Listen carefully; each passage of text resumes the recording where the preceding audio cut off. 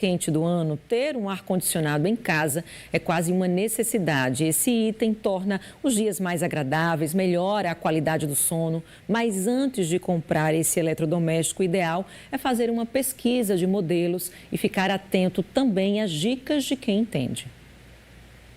Exatamente, viu, Cris? Contagem regressiva aí para a chegada do verão e claro que quem tem ar-condicionado em casa, nesse momento está feliz da vida porque vai ter aquele ambiente mais agradável, mais gostoso, né? Quem tem um ventilador mais potente também, mas realmente o ar-condicionado nesse período é o que rouba a cena, né? Mas aí, nesse momento de uso exacerbado, né, de uso grande, de muito uso, gera-se algumas dúvidas, como, por exemplo, como é que fica a questão do consumo, a manutenção, uma coisa tem a ver com a outra. Esse ar-condicionado não está gelando tanto. Será que é porque ele está com algum defeito ou é porque ele é muito pequeno em relação ao ambiente que ele está instalado? Realmente são algumas dúvidas que vão fluindo e precisam realmente serem sanadas antes mesmo da aquisição do produto. E quem vai passar umas informações para a gente sobre esse assunto é o Edivaldo Araújo, que está aqui comigo, ele que é engenheiro de climatização. Edivaldo, a primeira dúvida que fica na cabeça de muita gente é: como é que eu sei que aquele ar-condicionado é o correto para aquele ambiente, né? Ele nem é muito grande, nem é muito pequeno, é o ideal, porque isso também faz toda a diferença. Olá pessoal, tudo bem? Bom, primeiramente a gente tem que saber o dimensionamento do local, né? Normalmente em alguns projetos, como apartamentos, que ali o engenheiro já entrega o projeto pronto, você já tem essa informação lá, simples e fácil acesso. Para quem não tem essa informação, o ideal seria chamar um profissional habilitado na área, né? Para fazer esse cálculo de carga térmica, tá? Porque aí você vai dimensionar aí um produto e um equipamento muito bem dimensionado para o ambiente que você deseja ali climatizar. Vale lembrar, Silas, que um equipamento mal dimensionado, o transtorno de consumo de energia é gigantesco, tá? Então, ou seja, se aquele equipamento, se aquele ar-condicionado que você comprou, ele estiver muito dimensionado, cara, vai dar aí uma economia gigantesca. E ainda te digo mais, tá?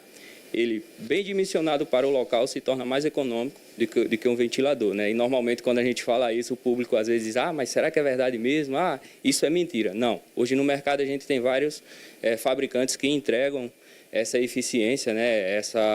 Esse consumo, tão consumo mesmo, para o bolso aí do consumidor final. Mas vale lembrar que o equipamento ele tem que estar muito bem dimensionado para o ambiente, tá? Vale lembrar, pessoal, vocês que estão em casa aí, estão assistindo agora, né? É uma informação muito bem valiosa esse momento, tá? Que houve atualização no selo do Inmetro, tá? Então, ou seja, a indústria ela atualizou, certo? Existem normas que deu ali a atualização. Uma delas é isso aqui, ó.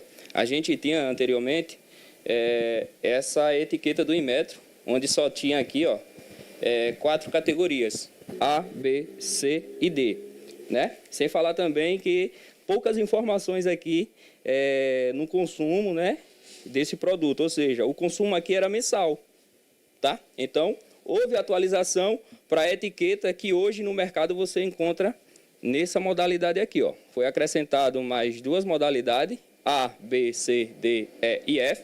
E um detalhe, tá, Silas? Ó, pessoal de casa, aqui, ó. Quanto maior for esse número, que é o índice de desempenho de resfriamento sazonal, mais eficiente e mais econômico é o produto, tá? E vale lembrar também, quanto menor for, mais econômico também se torna esse produto. Perfeito. Compramos o ar-condicionado, instalamos, levando em consideração que tudo que foi dito até agora por você foi seguido à risca. A questão de entender o posicionamento dele, como ele deve ser operado e a questão de consumo também. E aí começam a gerar outras dúvidas agora sobre a questão da manutenção. Como é que elas devem acontecer? Porque, principalmente agora, que o pessoal deve começar a usar sem dó nem piedade, né? Porque o calor vai começar já a bater a porta das pessoas. Então, para quem tem ar-condicionado em casa, como é que fica essa questão da manutenção? Ela tem um prazo correto? Cada caso é um caso? O que é que você pode falar sobre isso? Silas, cada caso deve ser avaliado por um profissional, lógico, né? A gente começa agora as temporadas quentes, então mais uso do equipamento, né? Estamos chegando também Natal, Ano Novo, então casa de praia o pessoal costuma alugar tudo, então a gente tem que seguir a risca das manutenções, tá? Vale lembrar o seguinte: equipamentos residenciais, o ideal é que a manutenção seja feita de 6 em 6 meses, trimestral, beleza? Aliás, semestral. E para equipamentos que trabalham com empresa, escritório, trimestral. Lembrando, precisa de uma avaliação de um profissional para fazer essa avaliação mais técnica no local, tá? E para o consumidor final, né, ele fica ali com uma responsabilidade, que é mensalmente fazer a limpeza dos filtros. Por exemplo, a gente tem aqui, ó, 2 equipamentos, né? Normalmente, o que a gente tem mais em casa é esse modelo aqui, que a gente abre essa tampa frontal e tem acesso a esse filtro aqui, ó. Deixa eu tirar ele aqui, ó. Ó. Aqui, a gente deixou aqui um propósito que normalmente a gente encontra em vários ambientes residenciais. Esse filtro tem quanto tempo de sujo? Esse aqui tem 7 meses, tá? Então, ou seja, todo equipamento, quando ele é instalado por um profissional, a gente deixa uma orientação que o consumidor final, ele faça a manutenção mensal. Todo mês ele tira um dia ali no final de semana, não custa nada, é fácil. Pega, passa um detergentezinho, um pincelzinho, limpa e retorna com esse filtro para o local. Esse aqui é um dos modelos antigos. Já esse outro aqui, Silas, é um modelo mais novo, então, ou seja, mais fácil ainda de você remover, que é só puxar e você já consegue tirar o filtro fora e fazer essa manutenção. Algumas dúvidas que surgem, por exemplo, é quando o ar começa a apresentar falhas. Por exemplo, ele não está mais gelado como antes, né? Normalmente o pessoal que tem em casa consegue perceber. Ele diz, rapaz, está gelando menos que o convencional.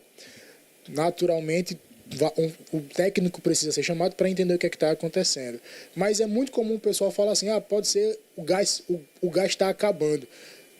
É verdade isso aí? É possível o gás de um equipamento como esse acabar?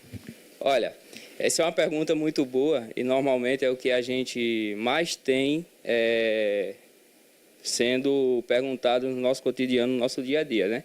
Olha, vale lembrar que o gás do equipamento, o fluido refrigerante, né, o famoso gás, ele não acaba, tá? Em algumas situações acontece de se romper uma solda, um flange mal feito, e esse fluido, esse gás, ele vazar. O filtro, na condição que eu mostrei aqui, ele reduz gigantescamente o funcionamento do produto. Então, ou seja, se ele estiver ligado na condição que está esse filtro aqui, ele não vai climatizar, certo? Então, por isso que é bom sempre procurar empresas sérias para fazer esse tipo de avaliação, porque imagina só, você solicita um apoio de uma manutenção, é só o filtro e o profissional acaba lhe cobrando aí uma carga de gás, uma carga de fluidos desnecessário. Então, infelizmente, a gente tem que se policiar muito, tá? Vale lembrar muito, altas temporadas quentes, então, muito chamado e cuidado. Às vezes, não é o fluido, às vezes é só a abençoada manutenção preventiva, que aí o cara acaba gastando ali uns valores absurdos. Claro, cada caso é um caso, né? Depois que você faz a avaliação. Então, o ideal é, se for vazamento, corrige, faz a carga de fluido, faz a manutenção e bota o equipamento profissional novamente. Eduardo, eu quero agradecer, viu, a tua presença aqui. Obrigado por ter recebido nossa equipe e, claro, ter dado todas essas dicas. Então é isso aí, viu, pessoal de casa, viu, Cris? São dicas práticas, onde praticamente tudo vai nortear 2 coisas. Cuidado preventivo, a questão da manutenção, e entender qual equipamento é o mais correto, é o necessário para aquele ambiente. Essas dúvidas tiradas, o resto é só a manutenção preventiva, claro, e um cuidado com o equipamento. Tá? São dicas práticas como essa que evitam grandes dores de cabeça mais para frente. Não é mesmo? Estou voltando com você. Valeu, Silas. A gente acompanhou aí as dicas para escolher um aparelho de ar-condicionado.